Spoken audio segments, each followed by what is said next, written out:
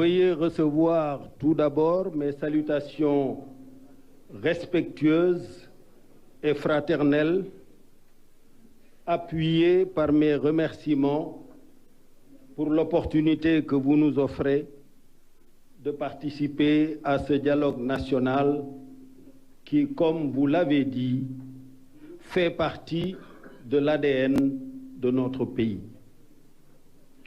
Autorisez également que j'étende mes salutations au président de l'Assemblée nationale, à votre Premier ministre et son gouvernement, à la présidente du Haut Conseil des collectivités territoriales, ainsi qu'à mon remplaçant récent au Conseil économique, social et environnemental, le frère Abdoulaye Daouda Diallo. Vous me permettrez également d'étendre mes salutations aux autorités religieuses du pays, au patronat, aux syndicats, ainsi qu'à mes collègues leaders de partis dans l'opposition. À tous, je dis salam, rahma et baraka, c'est-à-dire paix, miséricorde d'Allah, grâce et baraka dans nos travaux. À la suite de mes remerciements, Monsieur le Président de la République,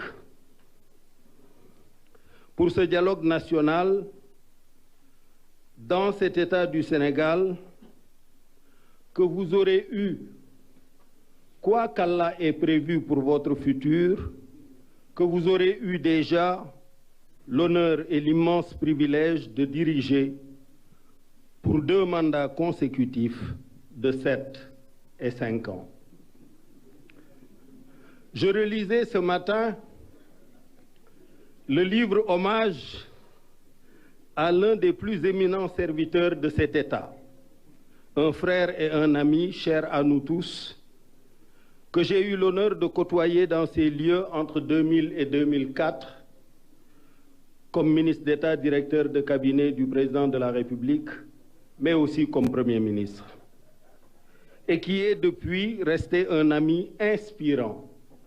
Je veux parler de l'ambassadeur chef du protocole Bruno Diatta, un modèle de serviteur de l'État, un modèle de serviteur de la nation. Dans ce livre hommage, je me suis arrêté longuement à la page 111 sur le témoignage de Théodore Cardinal Adrien Sarr, archevêque émérite de Dakar, qui a résumé tous les témoignages du livre en un seul verbe, servir, et en un seul substantif, service. Bruno Diatta a servi l'État du Sénégal auprès de 4 présidents de la République.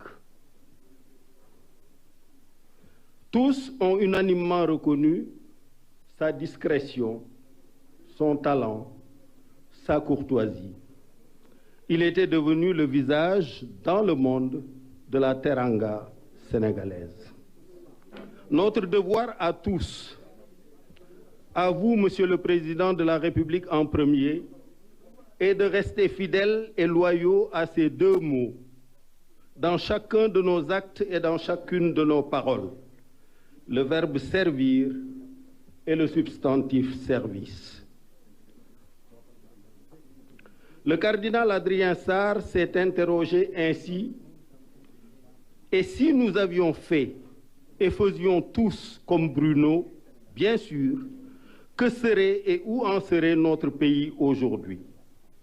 Si chaque leader politique, chaque femme, chaque jeune, chaque ouvrier, chaque patron faisait sien ces 2 mots, servir et service, notre pays serait-il sous la menace de jeunes en colère, manipulés par des leaders politiques qui s'en servent comme bouclier pour leur propre ambition, ou serait-il en chantier partout, dans des champs de céréales, de maïs, de fraises, de papayes, de mangues, d'oliviers, de palmiers et cocotiers, dans des chantiers pour construire des habitats et fournir des logements sociaux à nos concitoyens, dans des chantiers pour s'occuper de doter nos concitoyens d'un environnement sain, de rues propres, de déchetterie organisée, de déchets traités, de points d'eau, de salles de classe, de postes de santé, de pistes de production, d'industries de transformation de nos fruits casamancés en jus et autres délices naturels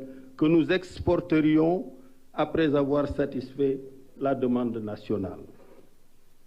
Servir, service, deux mots que j'ai retrouvés en 1989 devant l'enceinte de la Woodrow Wilson School of Public and International Affairs de l'Université de Princeton, où il a été écrit « In the service of the nation, in the service of humanity », au service de la nation, au service de l'humanité.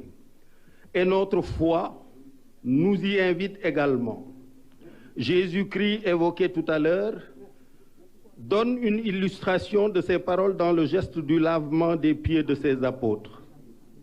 Et il disait à ses apôtres, « Si je vous ai lavé les pieds, moi le Seigneur et le Maître, vous aussi vous devez vous laver les pieds les uns les autres, car c'est un exemple que je vous ai donné pour que vous fassiez vous aussi comme moi j'ai fait. » Et ceci, naturellement, le Coran y fait écho. C'est Dieu qui a créé la mort et la vie afin de vous éprouver pour savoir qui de vous est le meilleur en œuvre.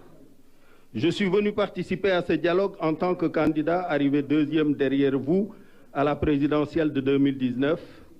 Certains pensent d'ailleurs que vous m'auriez pris quelques points pour passer au premier tour. Mais aujourd'hui, c'est avec plaisir que je vous en fais cadeau, vu le bilan que vous avez réalisé. J'attends de ce dialogue les conclusions suivantes. Une démocratie renforcée, des élections claires, libres, transparentes et inclusives, des résultats incontestables qui reflètent l'exacte expression de la volonté et du choix du peuple sénégalais, seul habilité à décider à qui il confie son mandat. Et tout ceci sans aucune entrave. Je convoite d'Allah le Tout-Puissant qu'il préserve le Sénégal, sa paix, son hospitalité, sa teranga, sa tolérance et sa concorde religieuse qui sont notre projet de société. Qu'il préserve ce Sénégal de toutes les menaces multiformes que vous avez évoquées et des tensions et tentations funestes qui secouent notre sous-région. Je vous remercie pour votre attention. Merci beaucoup, monsieur le chef de l'opposition, c'est ça? C'est contesté, apparemment. C'est bon, hein? Non, c'est donc non, non, je continue.